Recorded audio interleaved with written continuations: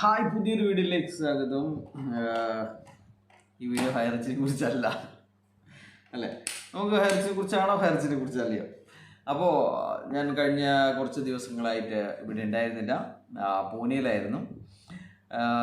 ഞാൻ പറഞ്ഞിട്ടുണ്ടായിരുന്നു, പൂനെയിൽ വെച്ചിട്ടാണ് ഇതിൻ്റെ കോടതിയുടെ വിധിയും കാര്യങ്ങളൊക്കെ ഞാൻ അറിയുന്നത്. അപ്പോൾ അവിടെ വെറുതെ ഒരു മാച്ച് കളിക്കാൻ പോയതാണ്, ഷട്ടിൽ ടൂർണമെൻറ്റിന് പോയതാണ്. അപ്പോൾ അതിൻ്റെ ചില ക്ലിപ്പുകളൊക്കെയാണ് ഇവിടെ കാണുന്നത്. അപ്പോൾ ഇന്നലെ വളരെ ഒരു വർഷമായിട്ടില്ലല്ലോ അല്ലേ, ഒരു 3-4 മാസത്തിന് ശേഷം ഇവർ സൂം മീറ്റിംഗ് വെച്ചിരിക്കുകയാണ്. പുതിയ മുഖങ്ങളൊക്കെയാണ് ഉണ്ടായിരുന്നത്, അതിൻ്റേതായ പ്രശ്നങ്ങളൊക്കെ അതിലുണ്ടായിരുന്നു. അരമണിക്കൂറോളം അവർക്ക് വോയിസ് കൊടുക്കാനോ അങ്ങനെയുള്ള ചില പ്രശ്നങ്ങളൊക്കെ ഉണ്ടായി. എന്തായാലും ആ ഒരു സൂം മീറ്റിംഗ് കൊണ്ട് ഒരുപാട് ഇവർ ഉദ്ദേശിച്ച ഫലങ്ങൾ ഉണ്ടായി എന്നുള്ളതാണ് ഇന്നത്തെ ഒരു ദിവസത്തിൻ്റെ ചിത്രം എടുത്തു കഴിഞ്ഞാൽ. ഇവർ എന്താണോ ഉദ്ദേശിച്ചത് അത് നടപ്പിലാക്കിയിട്ടുണ്ട്, അത് ഏറ്റിട്ടുണ്ട് എന്നുള്ളതാണ്. ഇന്നലെ വരെ ആൾക്കാർ കമ്പനിക്കെതിരെയും അല്ലെങ്കിൽ എങ്ങനെയാണ് പൈസ കിട്ടുക എന്നുള്ള ആ ഒരു ചർച്ചയിലായിരുന്നു. എന്നാൽ ഇന്ന് അത് മുഴുവൻ മാറിയിരിക്കുന്നത് ഇത് കമ്പനിക്കെതിരെ നമുക്ക് എന്ത് ചെയ്യാൻ പറ്റും, ആർക്കൊക്കെ എതിരെ കേസ് കൊടുക്കാൻ പറ്റും, എന്നെ കുറേ ചീത്ത വിളിക്കുന്നു, അങ്ങനെ ചില ആൾക്കാരൊക്കെ എന്നെ നേരിട്ട് വിളിക്കുന്നു, ഫോണിലൂടെ വിളിക്കുന്നു.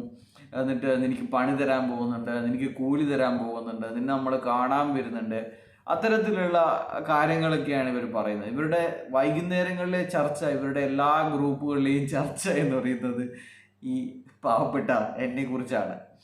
അപ്പോൾ ഇവര് പറയുന്നത് ആൺകുട്ടികളില്ലേ, കണ്ണൂർ ആൺകുട്ടികളില്ലേ അവനെ ഒന്നും നേരിട്ട് കാണാൻ എന്നൊക്കെയുള്ള രീതിയിലൊക്കെയാണ് ഇവര്. ഇത് ശരിക്കും പറഞ്ഞു കഴിഞ്ഞാൽ എത്ര സമർത്ഥമായാണ് ഈ കള്ളന്മാർ, കഫന്തീനികൾ ഈ പാവപ്പെട്ട നിക്ഷേപകരെ പറ്റിക്കുന്നത് എന്നുള്ളതാണ്. നമുക്കറിയാം, ഈ കമ്പനിക്കെതിരെ കേസ് വന്നപ്പോൾ പറഞ്ഞിരുന്നത് അത് ഫേക്ക് ന്യൂസ് ആണ് എന്നാണ്. പ്രതാപനെ GST വകുപ്പ് അറസ്റ്റ് ചെയ്തപ്പോൾ അത് ആദ്യമായിട്ട് ഞാൻ പറഞ്ഞപ്പോൾ ഇവര് പാടി നടന്നത് ഫേക്ക് ന്യൂസ് എന്നാണ്. അപ്പോൾ അതൊക്കെ കഴിഞ്ഞ കാലങ്ങൾ. അതുപോലെ തന്നെ രണ്ടാമത് ED പ്രതാപനെ അറസ്റ്റ് ചെയ്തപ്പോഴും ഇവർ പറഞ്ഞിരുന്നത് ഫേക്ക് ന്യൂസ് ആണെന്നാണ്. ഇവർക്കെതിരെ FIR ഇട്ടു എന്ന് പറഞ്ഞു കഴിഞ്ഞാൽ ഫേക്ക് ന്യൂസ് ആണ്. ഇവരുടെ പത്രങ്ങളിൽ ഈ മണി ചെയിനെതിരെ വാർത്തകൾ വന്നു കഴിഞ്ഞാൽ അത് പെയ്ഡ് ന്യൂസ് ആണ് എന്നുള്ള രീതിയിലാണ് ഇവർ പറഞ്ഞുകൊണ്ടിരിക്കുന്നത്. അത് അത്തരത്തിൽ ഇവരുടെ മസ്തിഷ്കാസനം എന്നൊക്കെ പറയില്ലേ, അത് നടത്തിയിരിക്കുകയാണ് ഇവരിൽ. അപ്പോൾ ഇവർ ഇപ്പോൾ പൈസയെക്കുറിച്ചോ ഒന്നും തന്നെ ചർച്ചയില്ല. ഇപ്പോൾ എങ്ങനെ നമ്മളെക്കുറിച്ചൊക്കെ മോശമായിട്ട് തെറി പറയാനും അങ്ങനെയുള്ള കാര്യങ്ങളൊക്കെയാണ്, ശപിക്കാനും അത്തരത്തിലുള്ള രീതിയിലുള്ള കാര്യങ്ങളാണ് ഇന്ന് വൈകുന്നേരങ്ങളെ ഇവരുടെ ഗ്രൂപ്പുകളെ കൊഴുപ്പിച്ചിരിക്കുന്നത് എന്നുള്ളതാണ്. വീഡിയോ കാണാൻ പാടില്ല, അങ്ങനെയാണ് ഇങ്ങനെയാണ്. ആയിക്കോട്ടെ, നിങ്ങൾ വീഡിയോ കാണണമെന്ന്, ഞാനിത് ലൈക്ക് ചെയ്യണമെന്നോ സബ്സ്ക്രൈബ് ചെയ്യണമെന്നോ വീഡിയോ കാണണമെന്നോ ഒരിക്കലും പറയില്ല. നമ്മൾ സമൂഹത്തിൻ്റെ മുന്നിൽ കാണുന്ന തട്ടിപ്പ്, ഏറ്റവും വലിയ തട്ടിപ്പ് കേരളത്തിൻ്റെ മുഖ്യമന്ത്രി നിയമസഭയിൽ പറഞ്ഞ കേരളത്തിലെ ഏറ്റവും വലിയ തട്ടിപ്പ്, അത് 2 തവണയാണ് സെഷൻ കോർട്ട്, 2 ജഡ്ജിമാരാണ് സെഷൻ കോടതി അത് പറഞ്ഞിരുന്നത് ഇത് തട്ടിപ്പാണ്, ഇവരുടെ ആസ്തികൾ ജപ്തി ചെയ്ത് ലേലം ചെയ്ത് അത് നിക്ഷേപകർക്ക് തിരിച്ചു കൊടുക്കണം എന്നുള്ളത്. അപ്പോൾ ഇതാണ് സത്യം എന്ന് പറയുന്നത്. അപ്പോൾ നമുക്ക് ഈ ഇന്ത്യയിലെ നിയമവ്യവസ്ഥയോട് ഒക്കെ കൂറുണ്ടെങ്കിൽ, അതിൽ നമ്മൾ വിശ്വസിക്കുന്നുണ്ടെങ്കിൽ ഈ കമ്പനിക്കെതിരെ പറയാതിരിക്കാൻ വയ്യ എന്നുള്ളതാണ്. നമ്മുടെ കണ്ണു മുന്നിൽ കാണുന്ന ഇത്തരം തട്ടിപ്പുകൾക്കെതിരെ പറഞ്ഞില്ലെങ്കിൽ എന്തിനാണ് നമുക്ക് നാക്ക്, വായ അല്ലേ, എന്തിനാണ് നമുക്ക് കണ്ണ്? അപ്പോൾ കേരളത്തിൽ ഒരുപാട് കേസുകൾ രജിസ്റ്റർ ചെയ്തിട്ടുണ്ട്. ആ കേസുകൾ ഇല്ലാതാക്കാൻ വേണ്ടിയിട്ടാണ് പെട്ടെന്ന് ഇവർ ഒരു സൂം മീറ്റിംഗ്, ലീഡർമാർ മാത്രമുള്ള ഒരു സൂം മീറ്റിംഗ്. നമുക്കറിയാം, കേസ് വന്ന് അല്ലെങ്കിൽ വിധി ഉച്ചക്ക് വന്നിട്ടും ഇവർ കമാന്നൊരു അക്ഷരം വേണ്ടിയിട്ടില്ല. രാത്രി 11:30 നമ്മളിൽ ചിലർ അതിൻ്റെ പൂർണ്ണ രൂപം പുറത്തു വിടുന്നത് വരെ ഇവർ ആരും തന്നെ കൈമാറിയിരുന്നില്ല, കണ്ടിട്ടുണ്ടായിരുന്നില്ല എന്നുള്ളതാണ്. എന്നാൽ ഉച്ചയ്ക്ക് തന്നെ ഇവർക്ക് അതിൻ്റെ പൂർണ്ണമായിട്ടുള്ള കോപ്പി കിട്ടിയതാണ്. അതുപോലെ തന്നെ ഇവർ അടുത്ത ഘട്ടം അപ്പീലിന് പോകാനുള്ളത് 2 ആഴ്ച മുമ്പേ വക്കീലിനെ കണ്ടുവച്ചു എന്നുള്ളതാണ് ഇപ്പോൾ പുതുതായിട്ടുള്ള വിവരങ്ങൾ. 2 ആഴ്ച മുമ്പേ തന്നെ ഇത്തരം കാര്യങ്ങളൊക്കെ, അല്ലെങ്കിൽ അസോസിയേഷൻ രൂപീകരിക്കേണ്ട കാര്യങ്ങളൊക്കെ മുൻകൂട്ടി ചെയ്തിട്ടുണ്ടായിരുന്നു എന്നുള്ളതാണ് നിങ്ങൾ മനസ്സിലാക്കേണ്ടത്. നിങ്ങളൊന്നും പ്രതികരിക്കേണ്ട, നിങ്ങൾ മനസ്സിലാക്കുക എന്താണ് എന്നുള്ളത്. അപ്പോൾ ഇപ്പോൾ നമ്മൾ ആ ഒരു പൂർണ്ണ രൂപം പുറത്തു വിട്ടില്ലെങ്കിൽ ഇവർ ഇപ്പോഴും പറയുക കേസിൻ്റെ വിധി വന്നിട്ടില്ല എന്നുള്ളതാണ്. ഇതിൻ്റെ അവസാനത്തെ ജഡ്ജ്മെൻറ്റിൻ്റെ അവസാനത്തെ ആ ഒരു സുപ്രധാനമായ ഭാഗം പുറത്തു വിട്ടപ്പോൾ ഇവർ പറഞ്ഞിരുന്നത് അത് മാത്രമേ പുറത്തു വിട്ടുള്ളൂ, പൂർണ്ണ രൂപം പുറത്തു വന്നില്ല, ഇവർക്ക് എങ്ങനെയോ കിട്ടിയതാണ്, പൂർണ്ണ രൂപം നമ്മുടെ വക്കീൽ പുറത്തു വിട്ട് കഴിഞ്ഞാൽ നാം അതിനെക്കുറിച്ച് പറയുന്നതാണ്.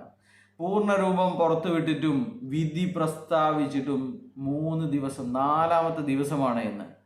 എന്നിട്ട് എന്താണ് വക്കീൽ പറയുന്നു പറഞ്ഞ ഒരു വോയിസ് നോട്ട് ഉണ്ടോ? ഒരു വോയിസിൽ പറഞ്ഞു എന്താണ് സംഭവിച്ചത്, എന്താണ് നമ്മുടെ കമ്പനി എന്താണ് ഇനി ചെയ്യാൻ പോകുന്നത്, വക്കീലിൻ്റെ വീഡിയോ വരുന്നതാണ് പറഞ്ഞ് തണുപ്പിച്ചിരിക്കുന്നത്. അപ്പോൾ അങ്ങനെ പറഞ്ഞു കഴിഞ്ഞാൽ സമാധാനമായി. അതുപോലെ തന്നെ ഇങ്ങനെ ആദ്യ പിടിച്ചിരിക്കുമ്പോൾ ഇവർ പറയുന്നു ഇന്നൊരു സൂം മീറ്റിംഗ് ഉണ്ടെന്ന് പറഞ്ഞു കഴിഞ്ഞാൽ സമാധാനമായി. സൂം മീറ്റിംഗ് വിളിച്ച് 2 മാസം കൊണ്ട് ഇനി വെറും 59 ദിവസം 2 മാസം കൊണ്ട് ശരിയാവുമെന്നാണ് പറഞ്ഞിരിക്കുന്നത് ഒരു ആള് ലീഡർ. അതിനുശേഷം ഇന്നലെ സൂം മീറ്റിങ്ങിന് ശേഷം ഞാൻ ഈ സൂം മീറ്റിങ്ങിൽ ഉണ്ടായിരുന്ന ഒരാളുമായിട്ട് 1 മണിക്കൂറിലധികം സംസാരിച്ചു. അപ്പോൾ പറഞ്ഞത് അവനങ്ങനെയൊക്കെ പറയും, അപ്പോൾ നമുക്കിനി ഒരു ഉത്തരവാദിത്വം ഇല്ലല്ലോ, ഇനി എല്ലാം അയാൾ നോക്കിക്കോട്ടെ, അയാൾ 2 മാസം കൊണ്ട് പിന്നെ കമ്പനി തിരിച്ചു കൊടുക്കുമെന്നാണ് പറഞ്ഞിരിക്കുന്നത് എന്നാണ്. അപ്പോൾ ഇതാണ് അവസ്ഥ. കമ്പനി തിരിച്ചു വന്നാലും പൈസ കിട്ടൂല എന്നുള്ളതാണ് നിങ്ങൾ വേറെ ഒരു കാര്യം ആലോചിക്കേണ്ടത്. ഇവരിപ്പോൾ പൈസ തരൂല തന്നെയാണ് പറയുന്നത്, പുതിയ പ്രൊജക്റ്റിലേക്ക് വരുന്നതാണ്.